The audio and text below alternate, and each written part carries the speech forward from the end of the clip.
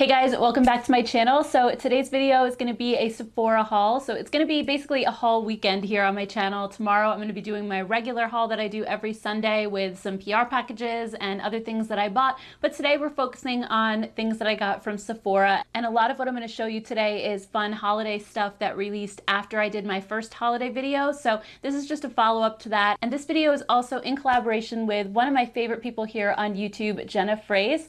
I love her channel. I've been following her now for about a year or so. The first video I ever saw of hers was 3 Truths the Makeup Industry Doesn't Want You to Know, and I got hooked after that. Her videos are so informative, especially that series, and I'll link the playlist down below because she has a whole bunch of them. And in those videos, she just talks about like the secrets and truths behind the makeup industry and certain brands. She does deep dives into ingredients in some of them, and in others, she talks about the way that things are marketed towards us. And I really feel like it helps us to become better consumers and to be better informed. So those are always super interesting for me to watch. And she also reviews a ton of high-end and luxury makeup. And I don't know about you guys, but for me, when I want to buy something that is more on the expensive side, I'm more likely to watch reviews on YouTube. And at the drugstore, you know, usually if I see something new, I'm more of an impulse shopper with that, and I'll just buy it if it's like under 10 bucks or something. But when it comes to more luxury and high-end stuff, I'm always watching reviews just to make sure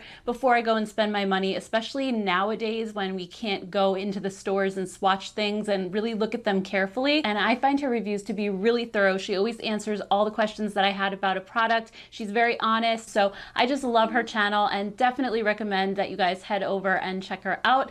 So anyway, guys, let's go ahead and jump into my haul, and we'll start with the palette that I'm wearing on my eyes today. And this is the Pat McGrath Celestial Divinity palette. So I wasn't sure if I was going to get this one or not. I kept going back and forth. I was watching some reviews, and I'm definitely aware of the downsides to this palette, which I'm going to talk about in just a second, but I just want to show you what it looks like first. It has 18 shades, which is huge. And when I first saw this promoed on Instagram, I was like, this is going to be so expensive because her 10 pan palettes are around $129. This one is $78. So it's still not a cheap palette by any means, but it's very inexpensive for Pat McGrath, especially what I was expecting with all of these shades.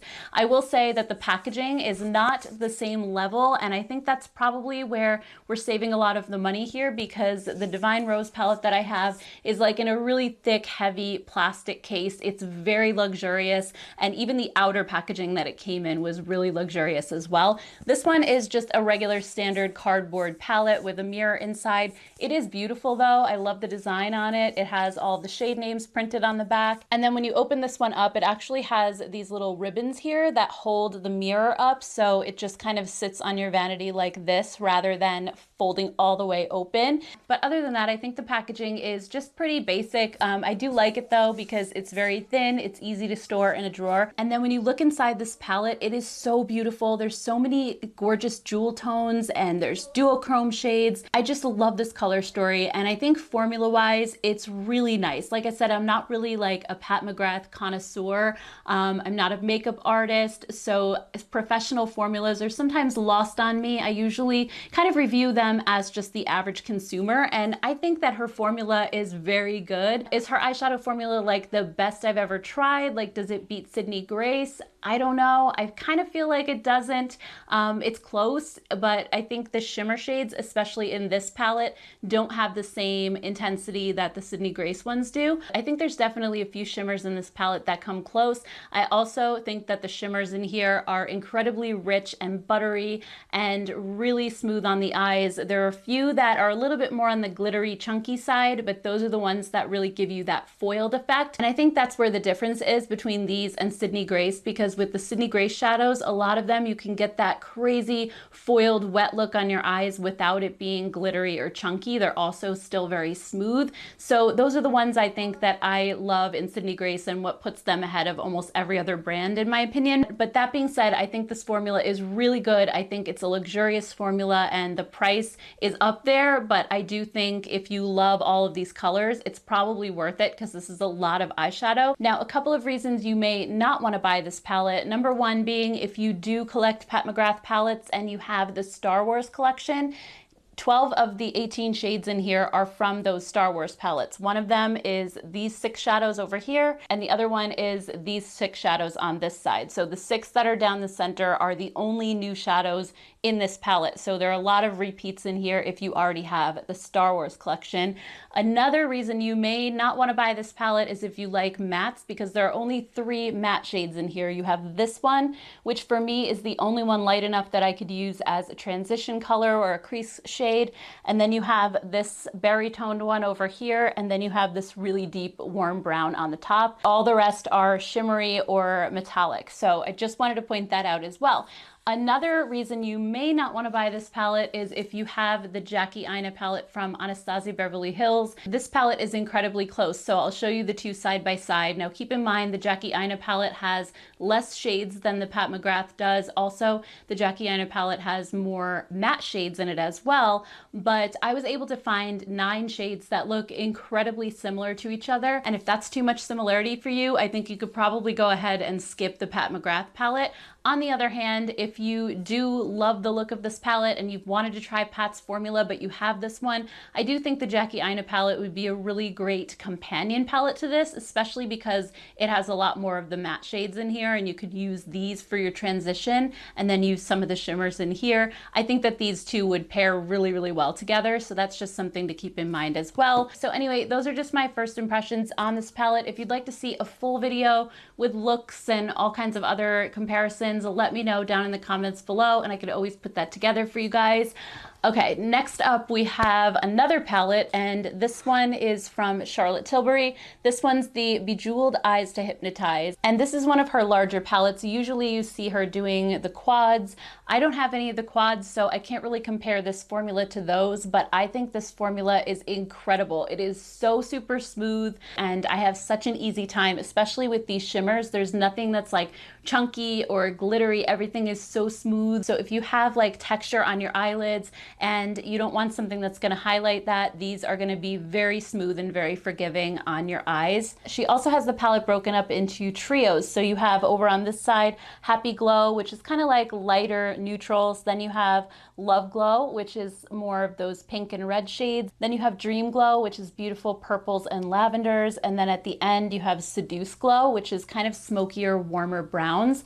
So obviously you can mix and match, or you can use the trios as is. I like that they're kind of put together that way, so you don't really have to think about it too much. So just quickly, I want to show you a comparison to the Pillow Talk Instant Eye Palette that came out, I think it was around Valentine's Day of last year. This one has some similar shades in it, so if you bought this one already, I wanted to show you how they compare. I think some of those red and pink shades are definitely similar, also some of the neutrals as well. So I would love to hear your thoughts on these two palettes down in the comments below. Do you think that they're too similar to warrant buying the new one, or do you think they're different enough? I always love hearing your thoughts. Next up, I also got another new palette from Natasha Denona. This is the Mini Zendo palette. I love these minis because I think they're a great way to try out Natasha's formula. Not to mention that you're getting quite a bit of eyeshadow in here. It takes a while to get through eyeshadows in general, so I think you get a good long time to really play with this and try it out. So let's go ahead and take a close-up look at this one. We have 3 shimmers in here, one that's a deeper brown, we have one kind of turquoisey gray,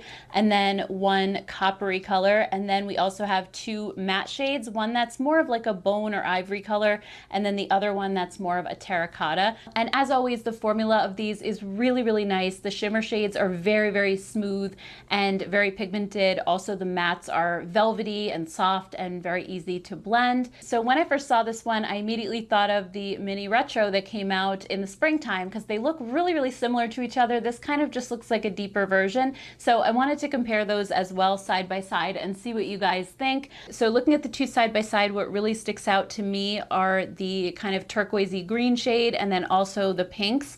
But when I look at these swatch side by side, I do think that the shimmery pink and the shimmery turquoise gray that's on the right hand side of the swatches, they do look very similar. But then after that, the palettes are completely different. In the Mini Retro, you have the deep matte green in there. The other peachy matte shade is quite a bit deeper than the one in the Mini Zendo. And then you also also have that light duochrome shimmer instead of the deep brown. So I feel like 2 out of the 5 shades are pretty close to each other, but the rest of the palette kind of differs. So I think the looks that you'll create with this one are a lot different than what you would create with this. It's almost like this is kind of the spring version and then this one's more of the fall version, but I do kind of feel like they have a very similar vibe going on. Okay, so taking a quick break from palettes for a second, I wanted to talk about this mascara that I got from Giorgio Armani. This is the Eccentrico Instant High Volume and Definition Mascara. So I wasn't planning on buying this. I usually have some drugstore mascaras that I really love and use all the time, but every once in a while I like to test out new high-end formulas, and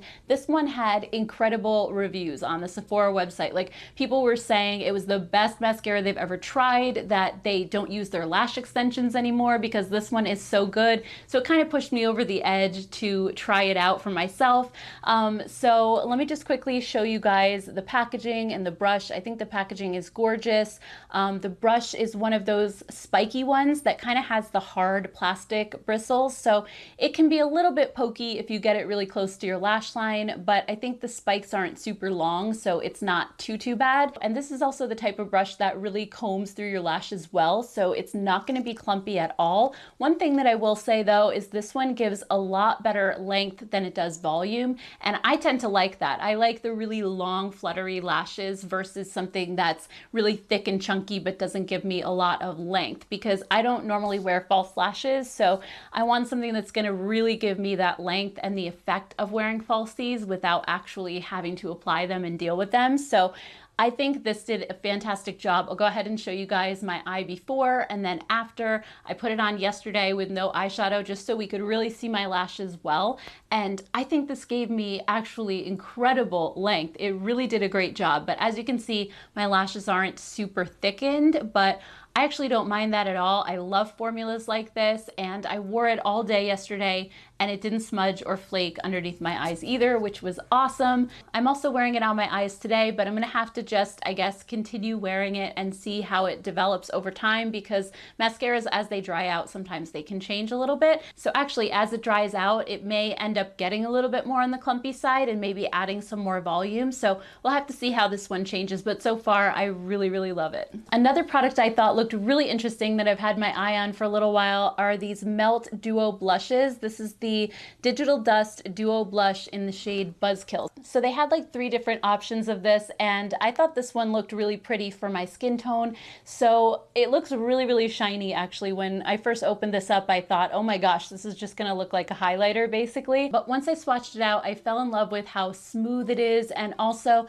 it does have a lot of color to it, more than I was thinking when I first saw it in the pan. So on one side you have a beautiful peachy blush with like a gold shift, and then on the other side you have kind of more of like a nude, almost champagne color. It's really beautiful, and like I said, there's no obvious shimmer or glitter particles in here. It's actually a baked formula, which I find can be way kinder to drier skin types, more mature skin types, both of which I have. So I think this is going to be really beautiful. I don't normally wear highlighter a lot these days, so I tend to like a glowy blush because it kind of makes it look like I'm wearing highlighter when I'm not, and then I don't have to add any extra or additional shine or glitter to my cheeks. I think it also really helps to make my cheekbones pop out a little bit. So I'm really excited to use this. If you guys are curious or you'd like to see me use it in a video, like a get ready with me or something, let me know down below and I can definitely do that as well. And then the last product I got is the new Hourglass Ambient Lighting Edit Mini. So this is the mini size. It has 4 shades as opposed to 6, which is the bigger one.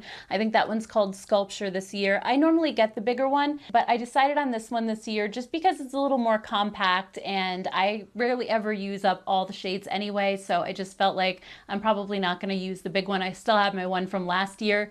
So I wanted to try this out because I loved the look of this blush. I thought it looked so stunning. I also really like this bronzer shade as well. So in this palette, on the top left, you have the finishing powder in Soft Light. Then on the right, on the top, you have the bronzer Golden Bronze Light. On the bottom, you have the blush in Mood Flush and the metallic strobe powder in Champagne Strobe Light.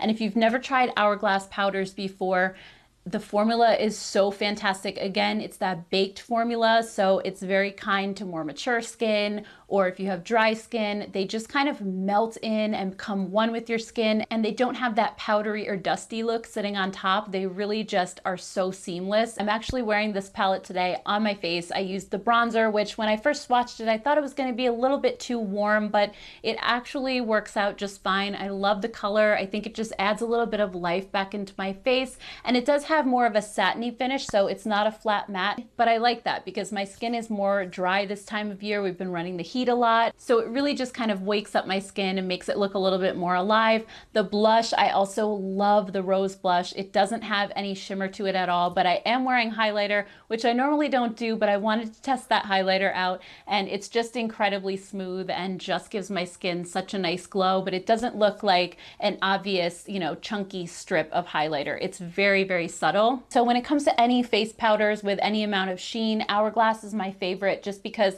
being over 40 now and having the dry skin, I think these are the ones that work the best for me. They are more on the expensive side, but unfortunately it's very hard to find baked powder products at the drugstore. I know Milani makes the baked blushes that are fantastic, but not too many other drugstore brands do, and it's kind of sad. I really wish that they would jump on that bandwagon because I would be the first in line to buy them. So anyway, guys, that is everything. I hope you enjoyed this haul video. If you did, don't forget to let me know down below. Also, don't forget to check out Jena's channel as well. I think you'll really enjoy her videos so much. Thank you all so much for hanging out with me today and spending time with me on your weekend. I appreciate it. If you haven't subscribed to my channel yet, I would love it if you hit that subscribe button right in the corner of your screen or down below. Thanks, guys, and I will see you all in my regular Sunday haul tomorrow. Take care. Bye.